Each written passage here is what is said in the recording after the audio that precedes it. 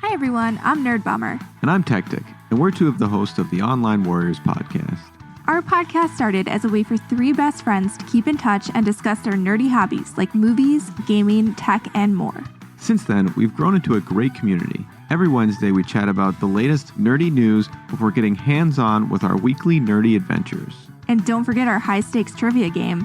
Come join the fun at onlinewarriorspodcast.com and every major podcast platform. And now, back to Collateral Cinema. I'm Bo Maddox. I'm Robert Ortegon. I'm Ashley Chancellor. I'm Agent Scott. And I'm Cam the Provocateur. And this is Collateral Cinema with SpyHards Podcast.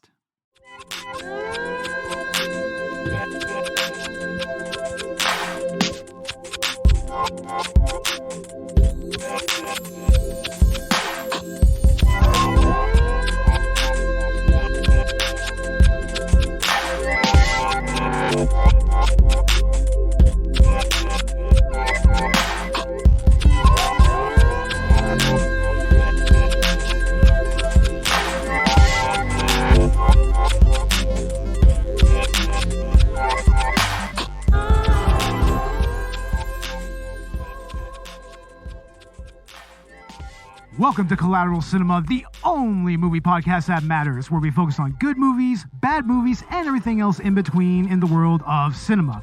We're podcasting straight from somewhere in South Texas, and yes, my friends, we are a 420 friendly podcast. So whatever you have, be it dabs, blunts, bongs, or joints, smoke it if you've got it.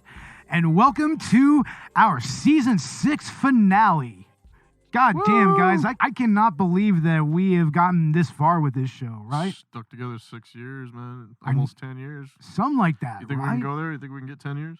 I didn't know, man. I mean... We're going to have to. We're in it for the long haul anyway, right? Oh, exactly. I mean, we're just going to keep doing this just until the end of time, I guess. I don't know. Yeah, we got nothing else to do. We live in the hill countries. Yeah, we're out in the hill. We're out somewhere in the hill country.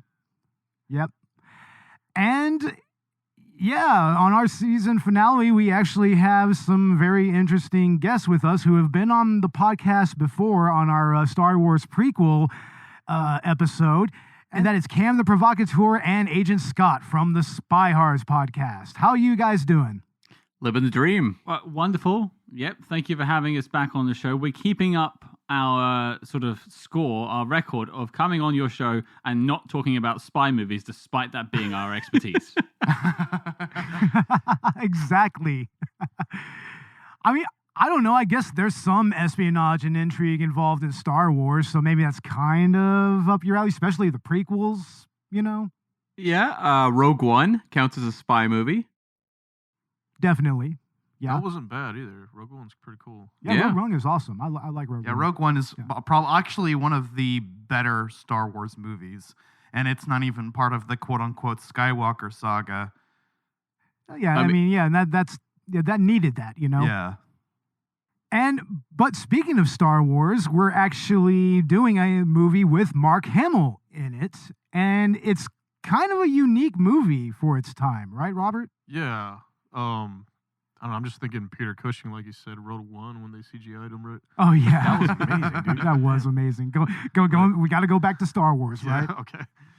Yeah.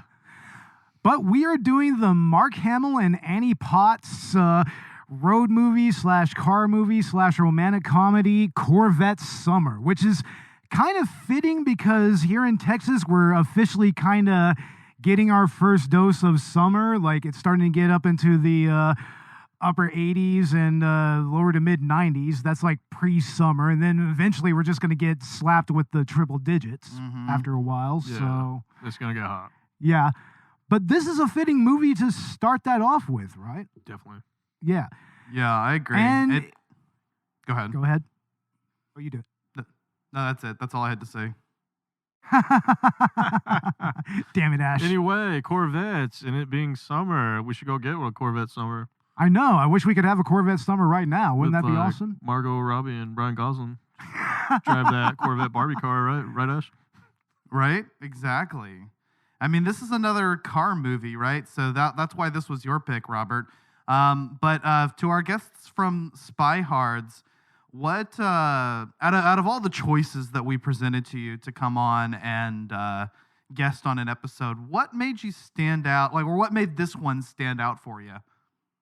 I'm going to bat this over to my ever loving co-host Cam, because this was very much his pick. Yeah, so the reason was I had never seen it, but I remember when I was younger, I was a huge Star Wars fan, and my mom would reference the only other thing she'd seen Mark Hamill in was Corvette Summer. And so when I saw it on the list, I was like, oh, I've actually heard about this movie. It has a certain amount of, infamy is the wrong word, but at least in terms of like Mark Hamill star vehicles, there's not a lot out there, and this one's very notable. Hell yeah, man.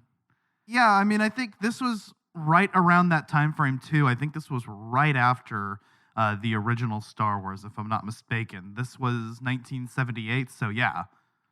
You're correct. So fresh off of A New Hope, which originally was simply Star Wars, right?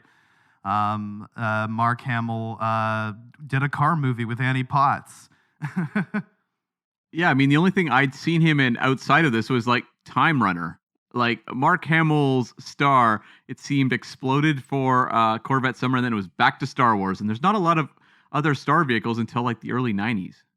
Mm-hmm. Yeah, I don't really recall a whole lot of other movies from this period of time that he was in. I mean, and it was kind of weird because he was a pretty hot ticket at the time, you know, having played Luke Skywalker in like one of the biggest franchises of that era, or what would eventually become one of the biggest franchises of all time, I should say. Yeah. Yeah, he's in a movie called The Big Red One, a World War II movie that's actually very good, but it's more of a smaller supporting role. And that's probably, I think that's 1980. Yeah, a few years after this one. Right on. But this was Robert's pick for the podcast. And as usual, I am going to ask him, why did you pick this movie for the podcast? Because this is mostly a child-based movie for me, really. Like from your childhood and whatnot? As it being my childhood at 21 years old when I first saw it, but yeah, we can call it that. But no, I was introduced to this through my father, and we found it at Half Price Books, and you know, one of those kind of like new age blockbuster videos where you're going. Oh, exactly. Yeah. No. Anyway, I had this whole made for TV movie thing, and then we just stumbled upon this, and then we put it on, and yeah, dude, fell in love with it right away. You know. Yeah. I don't know. Yeah, to me, this isn't a made for TV movie, is it though? I think it came on television at one point. You know. Yeah, but back in the 70s. It had a theatrical release though. It had a theatrical release. And from what I understand, it was a little bit of a hit. Like they made this for about like what? It was like around $9 million. It was $9 million, and it grossed over $30 million. So it did make a good profit. Yeah, but at the time, $9 million, that was kind of considered a little high for a movie like this. In 1970, yeah, that's a huge budget. Yeah, especially a movie that seems to really mix different genres like this one does. You know, like on one hand, this is very much a car lover's movie. It's about a boy who finds his dream car, builds his dream car, has that dream car stolen, and then goes to retrieve it and finds love along the way. It's a classic American story, right? Classic American story, Greg. Absolutely. But actually, one of the reasons I chose this movie is because my stepdad actually built one of these Corvette base models, and it was a 1973. Excellent. Yeah. Wow. So I have seen this car in person. Nice. Yeah, except without the hood, you know what I mean? Hell yeah, man. And yeah, I mean, the car is both kind of a MacGuffin of this movie, but also kind of a character in its own right. You know, especially with just the design that was put into it. Oh, yeah, that was one of a kind design. He switched up the hood, he switched up the rear end, and he converted it to right-hand drive. So it does stand out. It's one of a kind. It really is. And we were talking with Cam and Scott a few seconds earlier, and Apparently, I mean, they have a different take on this because they don't have a whole lot of experience with cars, right, guys?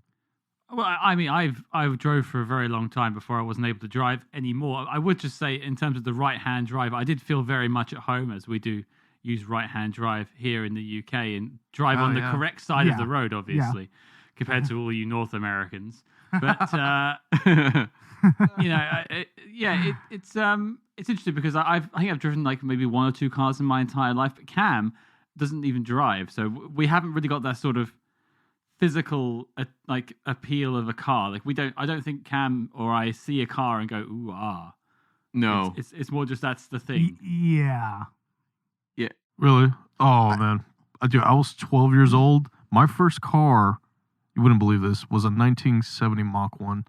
Nice. I found that car it was buried in fucking dirt, man. And I dug it out with a shovel and I brought it back home. And then I fell in love with cars ever since then, just being 12 years old. I paid $500 for it. Wow. And it was too good. Can I ask you a question then? You've got this deep ingrained love of cars. This vehicle, this Corvette that they're focusing on in this film, is that an actual car that could be created and put on the road? Because it feels like it's like a made up. I mean, I know a Corvette is a real vehicle, but like the hood looks all like it's made up for movies. Like it doesn't feel like it's a real thing. It feels really like bespoke. It looks like a concept car to me almost. Yeah. Yeah, it looks like he put his own version of GM's concept together from the 70s. And honestly, I think they could mass produce this thing, and make it drivable. Oh, yeah. And I don't think it would be too hard either. No, it couldn't be. I mean, they made this version roadworthy, and I believe that they still kind of show it off with other movie cars, right? Yeah, definitely. To this day, like with the Thunderbird from like Smokey and the Bandit, or the Ecto-1 and whatnot. It is kind of iconic in its own Kind way. of the same way they mass-produced the DeLorean Back to the Future car, and they still mass-produce David Hasselhoff's Knight Rider car. Oh, nice. I think they can just put these on the road, Nice. Excellent, yeah. Yeah, see, like you guys, I'm not really a car guy either. In fact, I'm currently not driving either. But I can respect a good car, like a good looking one, like the Corvette in this, or really anything we've watched in some of the car movies we've done on the podcast. I'm thinking back to Gone in 60 Seconds. That car was pretty sweet. Yeah, Exactly. As it being the American muscle, bro, we just appreciate it. Like, I don't know, man. We just want it, Damn it. there's an aesthetic to it. Yeah, and the whole fact that it's a right-handed car, that's cool. And I also can empathize, I think, somewhat with Mark Hamill's character because, like I've had things in my life that like, hey, this is something really important to me. And a lot of other people don't understand the relationship I have with this thing, and for Mark Hamill's character, it's this car, right? Yeah, I guess in some way we all kind of have that, white whale when it comes to our hobbies, more or less. It's another thing. Remember in the beginning, the opening credits, where the whole high school is looking for a car to find in the junkyard, right?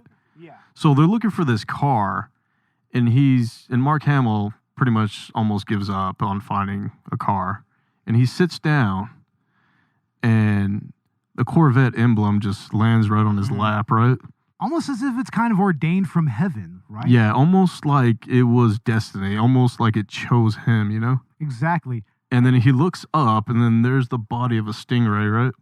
Yeah, and he is so excited by that. I mean, just that entire sequence is kind of funny in its own right because he's kind of a madman in this movie, and it kind of starts here when he sees that stingray. I mean, he's just like, stop! Mm-hmm. Yeah, and there's that scene with Annie Potts where he's kind of describing the love that he has for the car, but it's obviously a double entendre, and he's actually trying to tell her how he kind of feels about her.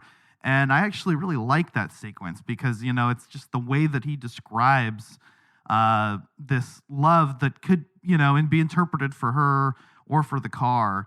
And I think that it's interesting that in that way he draws that parallel, you know? I just was wondering though, like for the point of view of the motivation of the character, wouldn't it have made more sense if it was his car? It wasn't even his car, right? Yeah, it's the school project. I mean, technically, yeah, no, you're right. It didn't belong to him to begin with, but it was his design. Yeah. He's just in love with this thing and it's not even his. Yeah. Yeah. I would say it's just on the principle of just how much he put into it. I could kind of feel him there, you know, because that is a work of craftsmanship to a degree. You know what I mean? Honestly, yeah, he put his heart and soul into this thing. Yeah. And it wasn't even his to begin with, yeah. I was a bit concerned at one point. Just the obsession with the car was going to turn into like an old school version of last year's film Titane. Like there was going to be some very involved relations with that car. Or Cameron Diaz and The Counselor. Ooh. What are you doing with that exhaust pipe? Put it down, Mark. Oh no. Yeah, that's a disturbing thought in its own right, and an interesting movie, Titane, as well. But here, I really like Mark Hamill's performance, although it's very obvious that he is not at 100%, because I believe that this was right after he had his accident that completely fucked his face up. Yeah. Right? Yeah. So I think that maybe he just kind of took some of his frustrations of the healing process out in this role a little bit, because I mean, there's times where he just kind of lets loose, where he's kind of scary. Yeah, there was one critic that said he looked like a ghoul in some of the lighting. Yeah, right? yeah, like he looked ghoulish. Yeah, exactly. And because he came out of a car crash. Yeah. Yeah. Which makes this movie even more interesting. It's like he just came out of a car crash, and now here he is in a goddamn Corvette Stingray, fucking driving chicken and whatnot. Yeah, he's lucky though, because Cliff Montgomery came out of a car crash, and he wasn't the same after that. Yeah. Oh yeah. Oh my God. He was lucky to come out to still, entertain us as Luke Skywalker later on. Yeah. Yeah. True. But the other part of this movie, which is like the best part of this movie, is Annie Potts. 100%. Like, she is so adorable in this movie. Like, I mean, she was on Designing Women, which was a sitcom back in the late 80s, early 90s. Not even late 80s, early 90s, like in the late 70s, right? No, it's I think late 80s, early 90s. Late 80s. Yeah, she was eventually on that, and I think that this was one of her first roles before that. Yeah, I remember her in like Pretty in Pink and stuff. Ghostbusters, right? Oh yeah, of course she's Janine in Ghostbusters. Yeah. Classic role. Yeah, she'd literally done 3 TV movies at this point, and then it was Corvette Summer was her first theatrical film. She hadn't done any like syndicated television or anything like that at this point. So this is her 4th credit on IMDb. Nice. Okay. Excellent. Cool. Yeah, and she brings a charm to this role that honestly just plays very well off of Mark Hamill's maniacal obsession and whatnot. Yeah, because, I mean, she's got this dream. She wants to make it big as a sex worker, which, more power to her, of course. But I love the interactions she has with Mark Hamill early on where, she's trying to treat him as a customer. And he's actually a virgin. Yeah, he is so unsure about what to do here. He's and couple that with the fact that he doesn't have a whole lot of money apparently. I mean, he just kind of clams up whenever it comes to being intimate with her. Yeah, it's because he's doesn't have sexual experience. Yeah. But I think that what's also notable is how Annie just goes through so many different looks through this movie. And every look that she has is so appealing and is just so fun to look at on the screen. I mean, she's gorgeous.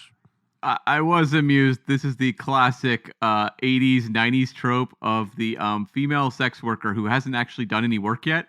So you get the appeal of like, ooh, this is like some illicit eroticism going on. But at the same time, it's the Cinderella thing of like, well, she's, new at this job and she can be turned around and live happily ever after. It's like, oh yeah, this is the epitome of 80s, 90s sort of romantic storytelling. Yeah. It really is. Yeah, it's total rom-com shit. There's a moment in this film where I thought it was going to take an interesting turn with the Annie Potts character. And I will just say, I agree with everyone's points. I think Annie is easily the best part of this film. By a country mile. But there's a moment where I thought it was going dark with her character. It was really going to take a look at what it takes to be a sex worker in Las Vegas and sort of what it does to you. She goes out, has that first night and comes back. She's all bedraggled. And I thought, oh, wow, they're going to really sort of take a look at this. But then they just palm it off because really the story is about the Corvette and Mark Hamill. I understand. But that nugget there is something I really wish they'd sort of picked up on more in the film. Yeah, it feels like there's a character arc there that's just kind of dropped, just right in the middle of when it's starting to kind of boil a little bit, Yeah, I mean, it really only comes into play later with him thinking that she's gone back to that profession and, the tension of her maybe, even later in the film, actually going back to it, and or thinking about it. And I think that ultimately it just kind of turns into this driving force for tension in the third act. And like you guys said, I think I wish that had been explored a little bit better and wasn't just that, Also, unfortunately, she just sort of turns into his mother, which we get a glimpse of early in the film, this sort of absentee mother, which again is another interesting element that's really not dug down into. But she just becomes there's a moment where she's hosing him down in the car wash and she's got her hair in curlers and a nightie. it just feels like a mother, you know what I mean? She's just cleaning her child off. Oh, you got mucky in the mud. Oh, you silly sausage. Just hosing him down. It's not like a sexual chemistry. It's more like a maternal chemistry. Yeah, it's kind of a weird way to go about a character like this, I mean, you maternalize her, and it just kind of it kind of juxtaposes that with how Mark Hamill is acting throughout the entire movie, which he's a kid, he's still a kid, Yeah, Bo and I were saying that he's an extrovert and just a kid, and mostly seeing the world through the eyes of a child, and its first times of venturing out. So, and he just graduated, you know what I mean? Yeah. And I had one critic state that was autism because, they thought he was on the spectrum, I'm Could be. No, that's not really what that is. I mean, I think it can be interpreted that way. I've seen acting like this, and, Elia Kazan picks James Dean for East of Eden, and it's because he saw the world through the eyes of a child, almost like that famous book, The Little Prince. Yeah. You guys ever seen The Little Prince or read the book? Yeah, I've read the book. It was basically an astronaut who came down as a little child, and and as a man astronaut, and he saw the world through the eyes of a child. And I think right through there, you captivate your audience. You know what I mean? Yeah. I mean, I've done acting. I'm a student of acting too, Hells yeah. So mostly you would captivate your audience through the eyes of a child, mostly that childlike wonderment thing, you know what I mean? Yeah, exactly. I hear you. Kind of like being Pony Boy and Outsiders, you know what I mean? Yeah, exactly. Pony Boy, they don't do that sort of acting anymore, you know what I mean? Where that old fade out, you don't see it anymore. Not as much. No, not really. Mm-mm. And that was old stage presence too, Exactly. But yeah, I mean, it is interesting looking at Annie Potts as kind of a substitute for Hamill's mom here. I mean, because there really just is no other actual positive female presence in his life other than Vanessa. Yeah, that's true. I mean, he's mom just up and leaves while he's away, right? And kind of just like, yeah, well, if he finds me, he finds me. But it's like, man. Hell, she doesn't even give him a fucking key to his own house. Yeah. Like, Yeah. seriously. She's a multi-talented lady of the evening that lives in Vegas, though. So Yeah. she's very well busy, Bo.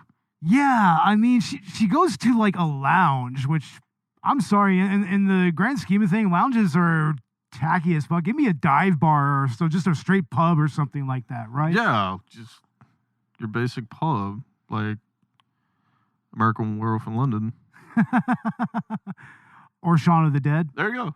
But anyway, in the plot of this movie, he builds this car and then it's just straight up stolen from him while Danny Bonaducci is fucking driving the car. Danny Bonaducci. Yeah, he's in this movie. He went to get some fucking Cokes, Bo. He went to get some Cokes. Why would you go get some Cokes? How many Cokes do you need, Ash? Like 14? I know, like Mark Hamill was just like, do I look like I'm thirsty? How many Cokes does anybody need to have? But yeah, it's stolen, and the cops pretty much tell them there's no way we're going to recover this car. It's a one of a kind and whatnot. It's gone. I'm sorry. And he eventually finds out where it's at. It's in Las Vegas. So this is where the road trip element of this movie comes in. It's when we start heading towards Las Vegas, or Los Huevos, as the LA Chicanos were East saying LA. it. East LA. Let's get that right. East LA, exactly. Those guys are cool as fuck, man. Like, they're just all about, like, you know, we're all about class. Class, man. Class. It's like class. Driving it's like 15 miles an hour is class, I bro. can feel that, though, right? It is class. It is totally class. Class. I wouldn't want to spill my drink on an intersection right now. Oh, of course not. Right. But yeah, I mean, he just kind of...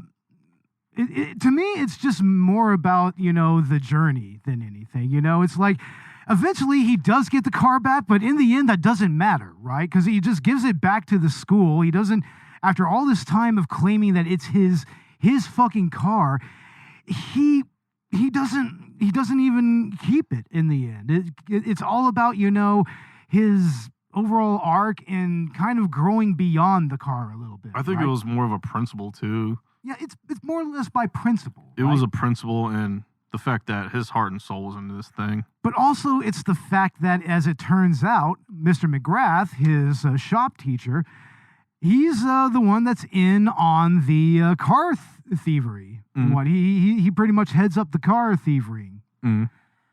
And it's kind of interesting to kind of see how Mark Hamill deals with that. At first, he's completely torn. He's gutted by this revelation. And then he accepts a job only to just come around and steal the car all over again because Annie Potts wanted him to, you know? So, I mean, I guess I'm just trying to figure out, you know, how coherent is this script? I mean, It's a fun script, but there's some points where it's not very coherent, right? Bo and I were saying that, yeah, he may have had a Spider-Man 2 moment where he forgot who he was, you know? Totally. Yeah, exactly. And then she tries to make him figure it out again, you know, and then it's up to him how he repaints the car in one night and like changes himself, you know what I mean? Again. Yeah, which is weird because for him, the salary that he was giving him, like $850 a week, weekly, dude. It's like for him, you would think that would be a great job, right? That's $1978. Like, think about that. Yeah. In $78 exactly. Yeah, dude. Yeah, adjusted for inflation, he's making some bank. Some of us make that in 2 weeks, you know? Oh my God. Exactly. And but he just all of a sudden just ups and decides to take this car, take it back to the school, get his diploma, and then I guess just go off with Annie Potts into the sunset. Yeah, his journey, you know, his dream transitions from, you know, like he's done the thing with the car, he's returned it to its rightful place, and now it's just about her, and she's all that he wants. And I think that's like the culmination of his character journey, right? Yeah, exactly. Exactly. She's all that matters at the end. Yeah. I will just throw in, I just did the inflation calculator, and in 1980s money, $850 is now $3,100. So he was making a lot of dough. Wow. God dang. And he dressed it. He was. God. And that was just stripping cars and doing body work. Jesus, Oh my god. That's incredible. Wow. I mean, it's what he's good at, you know?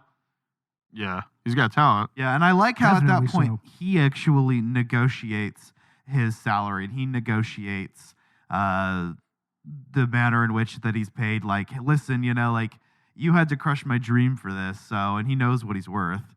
Yeah. So he gets that extra 150 out of it. I get the feeling with this. I mean, just speaking about you talking about the script and stuff. I get the feeling that Mark Hamill's presence looms large over this production because I've read a lot about it, and it seems to be like his get away from Star Wars project. I want to be seen as something different, and I think the incoherency in the script was there to give him moments of There you go. I don't know, acting in air quotes. Whereas I don't think necessarily the narrative makes particular sense. He's all over the place as a character, making lots of weird choices. And by the end, he decides he doesn't even need the car in the first place. All he needs is the love of his own mother. He also feels like he's not a very generous co-star. He is very much like trying to do a one-man show kind of performance, while everyone else is trying to make this more of a, sharing the screen versus like what Mark Hamill's doing. It's very strange. It is an incredibly strange performance. It's deranged, not strange. It's yeah. It's the car of a lifetime. It took him all year to build it. Hell, I'm going to drive that thing right up to General Motors' front door. One night to lose it. Hey, that's my car! You stole my car! And the whole summer to get it back. MGM presents Corvette Summer. Somebody stole my Stingray and the word's out it's in Vegas. You got a Corvette? Starring Mark Hamill, who's back from Star Wars. Oh, yeah! And Annie Potts, who's out of this world. You're gonna spend the night. Comprende, amigo? If he knew as much about girls as he does about cars, he wouldn't be so nervous. Peel off them duds, sailor, and let me see what you got. Sure. And if she knew as much about cars as she does about boys, What do you drink? she wouldn't be so jealous. Motor oil? And if you knew as much as they know about this candy apple metal flake Corvette, you'd be chasing it too. I'm helping you, dope. I'm helping you find your car. You run up against a car thief, you're liable to wind up at the bottom of Lake Mead. He's into fast cars. Why don't you write a letter to the car? Dear car. She's into black velvet. Beg your pardon? Wow!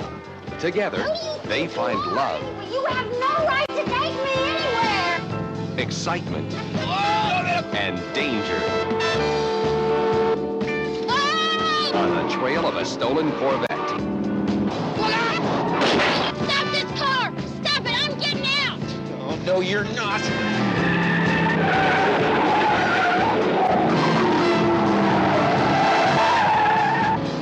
Mark Hamill, Annie Potts.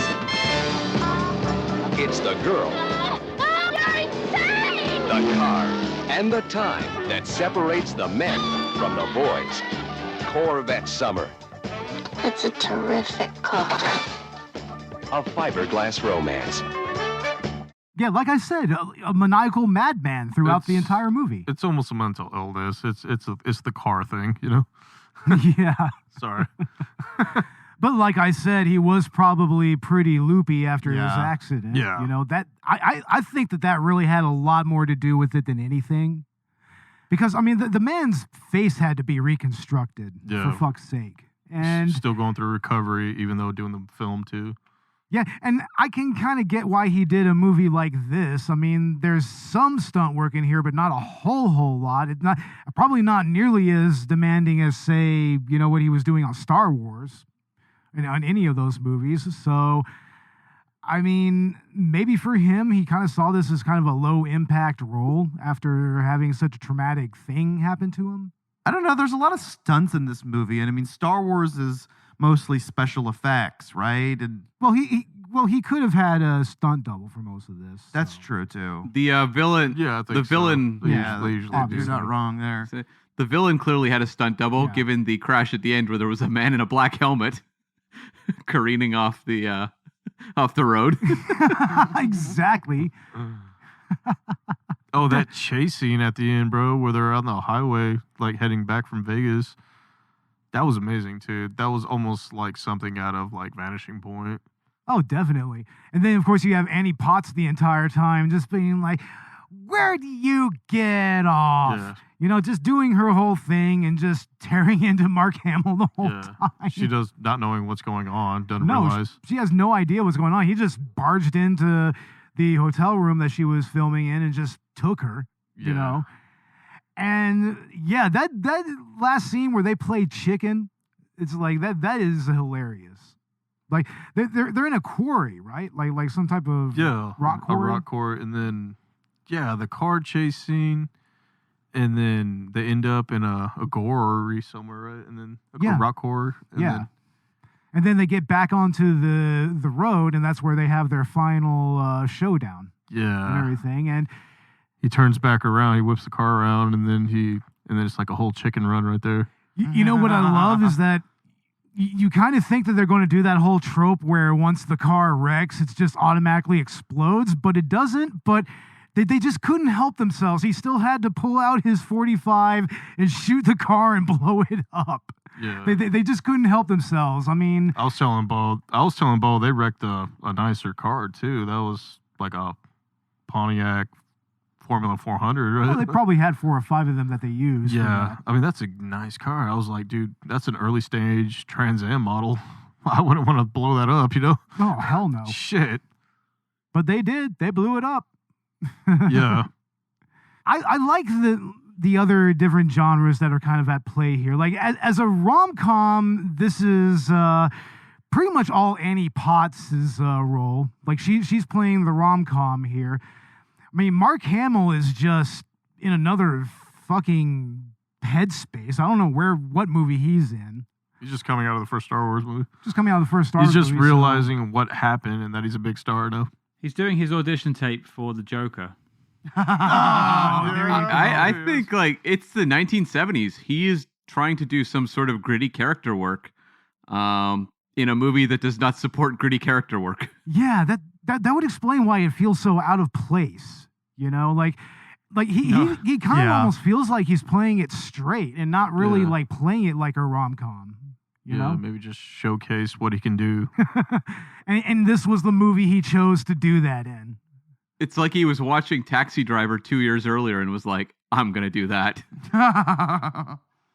Hey, that tracks, I guess. I mean... Well, they both got cars in the name. Taxi, Corvette. I don't know. Yeah. And an ER in the second word. Summer, driver. You know? Yeah. Yeah. That's a reach. Thank you. Nice. Oh, but Cam and Scott, you guys have kind of a personal connection with the setting of this film, right? Well, we actually met each other over 10 years ago now in Las Vegas. Oh, wow. Yeah. And just to the context of people who don't listen to SpyHards every week that are listening to this show, of course, I'm a British man, as you can probably tell. I live in England. Cam, you can't tell, but he's Canadian. He lives in Canada. And so meeting in Las Vegas in the United States is very weird. Yeah. And we attend a Star Trek con every summer, so that's where we met. But even like Scott got married this past summer, and there's a sequence in this where you see Mark Hamill basically in a like dump yard for old Vegas signs. Yeah. And we actually did a tour of that neon museum. Was it the night before the wedding? Night before the wedding, yeah. Yeah. Nice. That's so cool. I've always wanted to go see that neon sign graveyard because, I mean, that's just such a slice of old Las Vegas history, you know? Oh, yeah, dude. They have a whole graveyard, just Las Vegas shit, too. Just old Vegas. I mean, that entire town has a storied history to it. Oh, you know, man. almost on the same way of like Los Angeles or San Francisco. Yeah, it's all highway. Vegas, all highway to history, really. Yeah. It really is, and that Go to sign Vegas, graveyard Greg. has so much of like the '60s golden age of Las Vegas just represented there. Yeah. You know, lots of casinos that are invariably just not there anymore. They've already been demolished and had something else rebuilt there. Mm-hmm. Mm-hmm. Yeah. Yep. Stardust, Aladdin. Yeah. Yep. Or even in this one, they go to Circus, which is now pretty run down. Not exactly the hot spot to be. Yeah, I'd imagine so. Yeah. I mean, I'm surprised it's still standing, honestly. We actually went and hung out there this past summer. It's actually pretty cool to go to. It's got all the carnival games, and it doesn't have the crowds that are in this movie, but it is pretty kitschy and neat. Oh, that's cool. Hell yeah. So it's more like an arcade than a casino, or? Mm-hmm.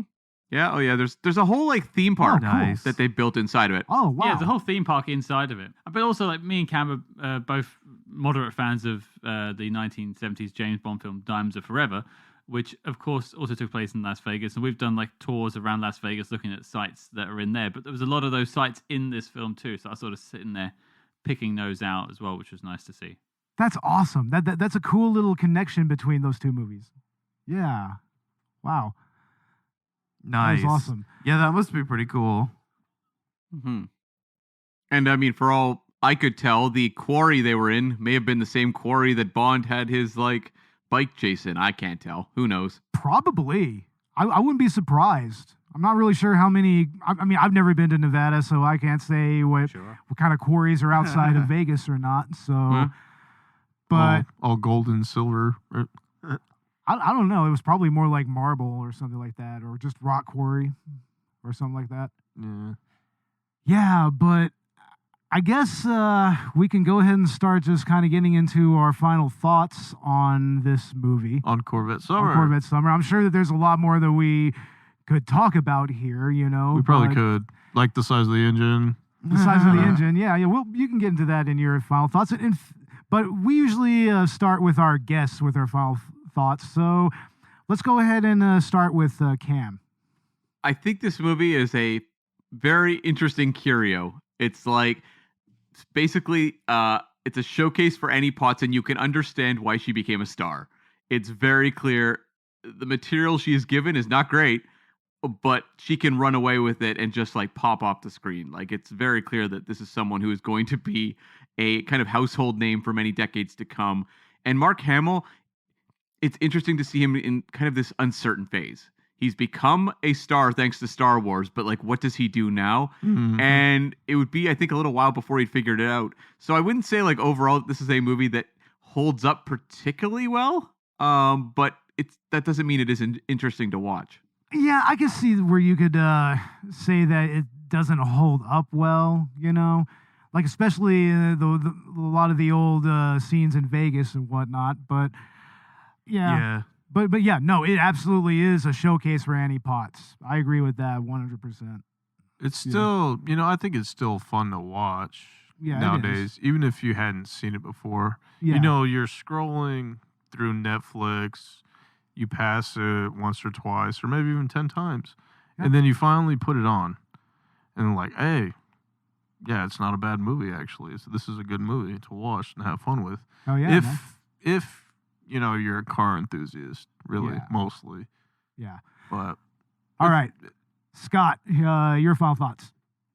It's an interesting film to look at. I think as a coming of age story, there's a lot of interesting elements in here to maybe look at. I think what the problem with this film is for me is that it doesn't reach its own potential, doesn't live up to that potential. There's lots of funny, interesting, maybe even quite deep elements and plot points in this film that are just sort of left, all in the name of furthering the story of this car and the boy in the car, which is what it's named after. I totally get it. But I just don't think Mark Hamill was the right guy to lead it, unfortunately.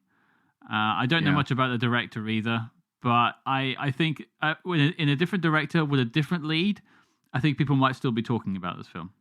Yeah, the director did some movies, like he did Batteries Not Included. Oh, really? Which I saw when I was young. Hell yeah. And Oh, that movie was cool. Batteries Not Included. He also did the movie Bingo, which was a really terrible dog I movie. think I remember that one too. Oof.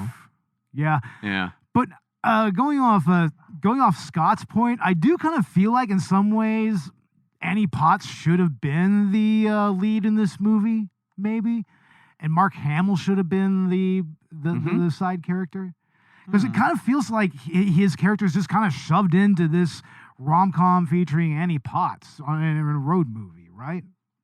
Yeah, mostly introducing Annie Potts, bringing her up as a young actress. I'm thinking that's what it's meant for, right? Yeah, exactly.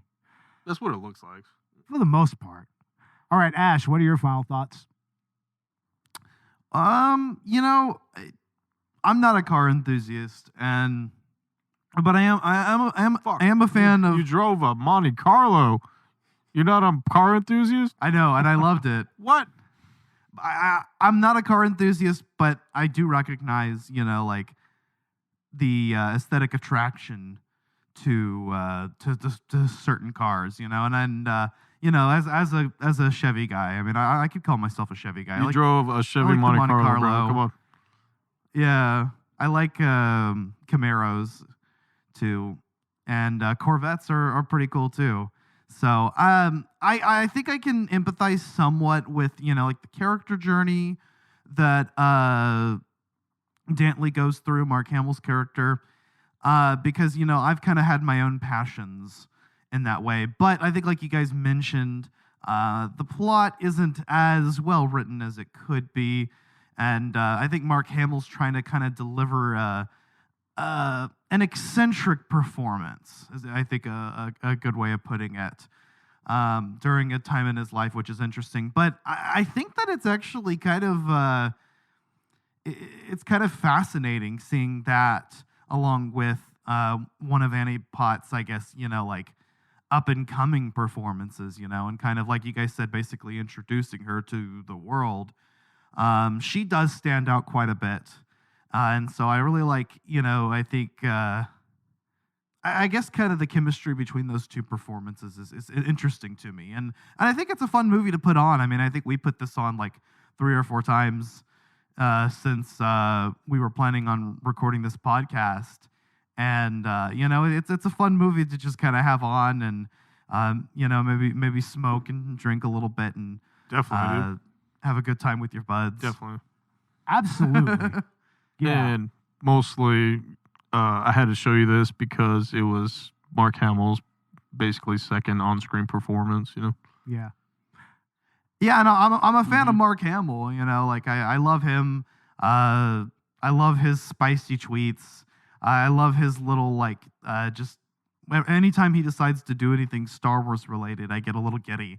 Like there was a promo for the new Star Wars Jedi Survivor game, which, by the way, I've been playing. Super, super awesome. We're doing a spoiler-free episode on it very soon with Collateral Gaming.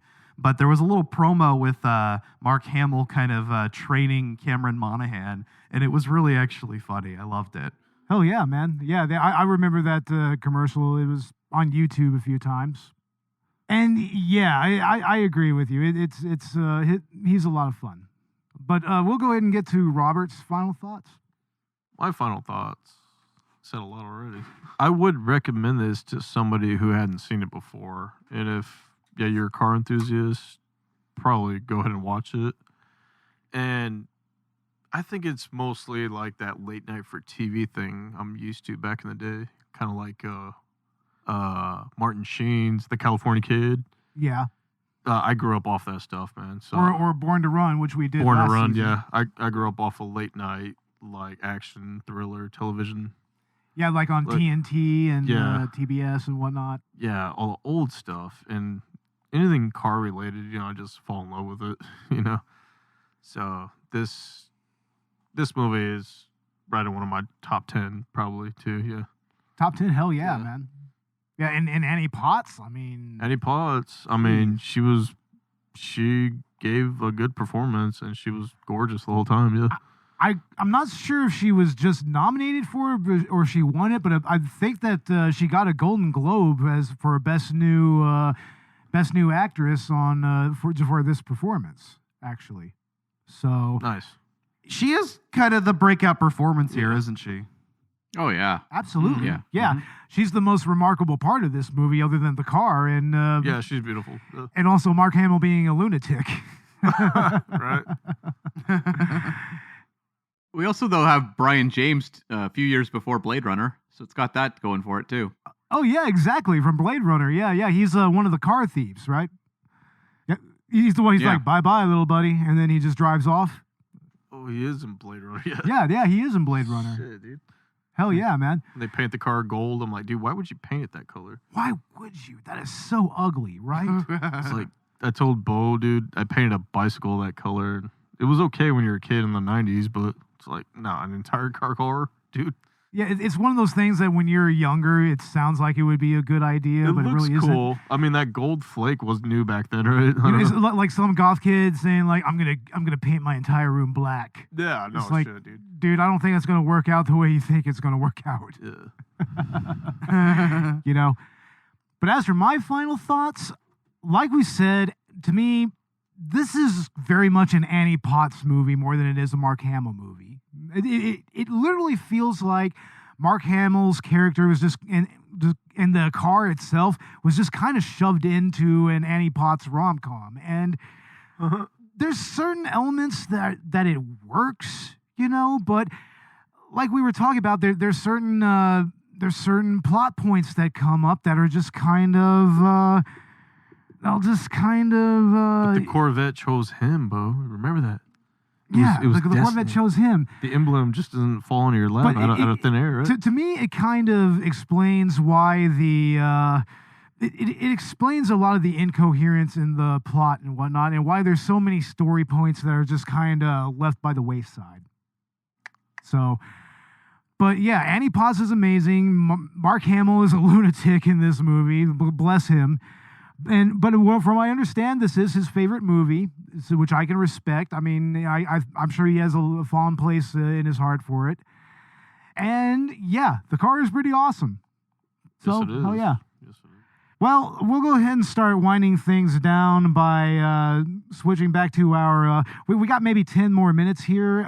We'll go and switch to our guests, Cam and Scott. Just tell us about what's up with the SpyHards podcast. Well, I mean, firstly, gents, thank you very much for having us on the show. It's actually strange. It jumped out to me as I was writing my notes for this. We actually do have a bit of connective tissue with this film. We have had the composer of the score and soundtrack for this film on our show as a guest. Really? Wow. No way. Yeah, Craig Saffin. Yeah. No way. Yeah, we had Craig Saffin on to talk about his score for Remo Williams. And the last Airfighter, is it? Yeah. Remo Williams. The Last Starfighter. Last Starfighter. And yeah. Wow. yeah, we also, I think, talked to him about his work on the Nightmare on Elm Street franchise. That's cool. Oh, no way. Oh, and he did Cheers as well. He did the Cheers music as well. Cheers. Oh, Yeah. man. Dude. Wow. Yeah.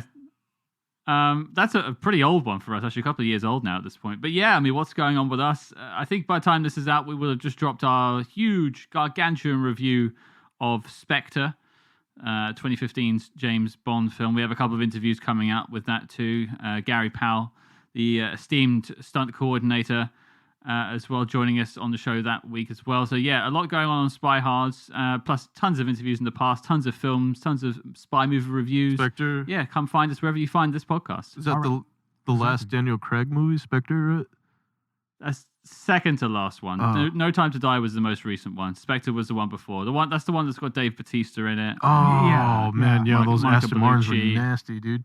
Right on. Oh, man. Mhm. Oh, fuck yeah. Yeah, whenever we do a James Bond film or any spy movie, you guys will be the first we'll let know. Well, Ash, Cool. what's going on with Collateral Gaming? Make it quick. All right, as aforementioned, we should have our Star Wars Jedi Survivor review out very soon. And in addition to that, we will be doing our season finale of our own on The Legend of Zelda Tears of the Kingdom. I'm so fucking hyped for this game. It's going to be amazing.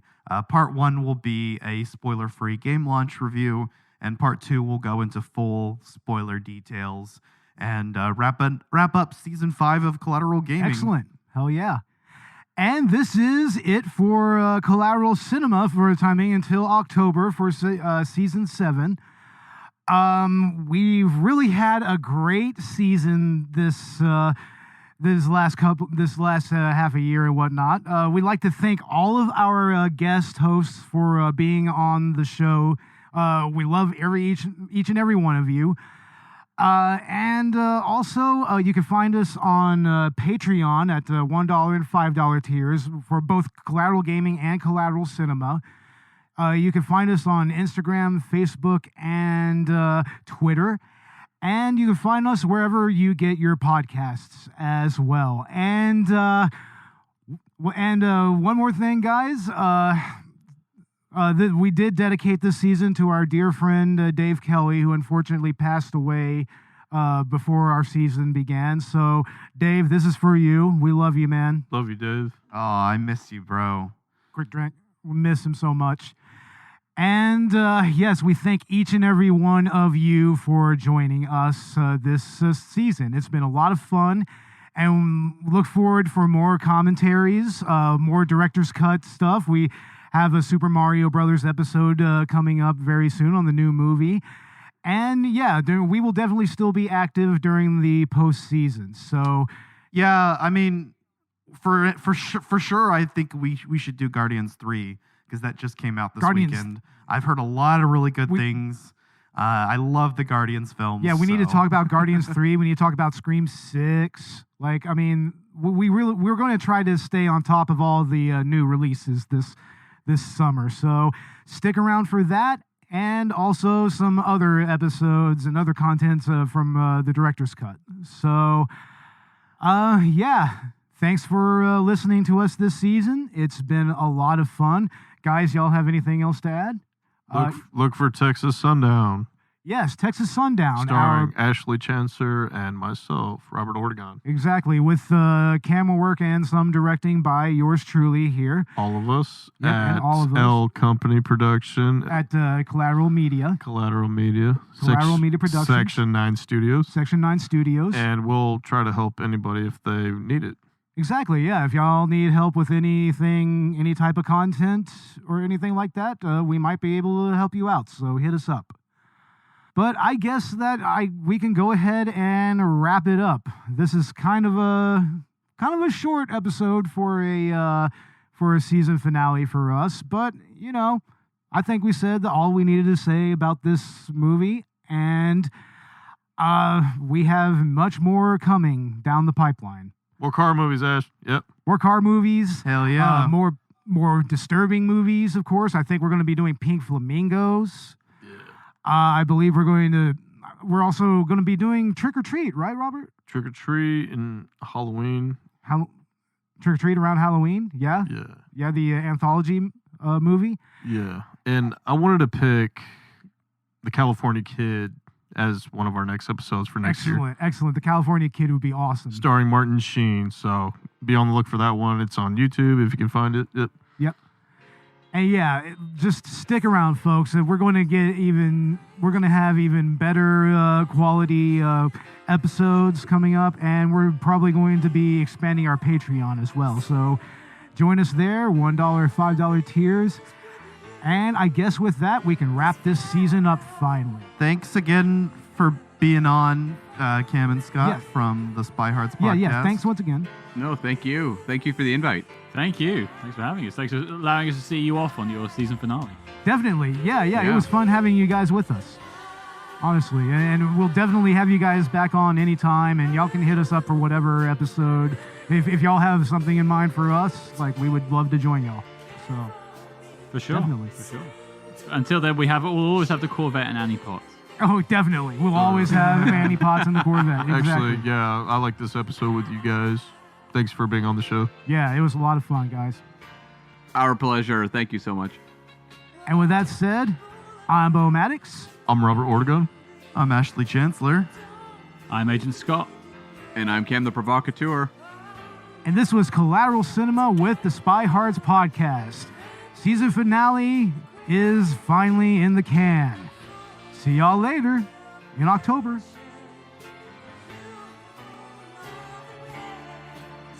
So give me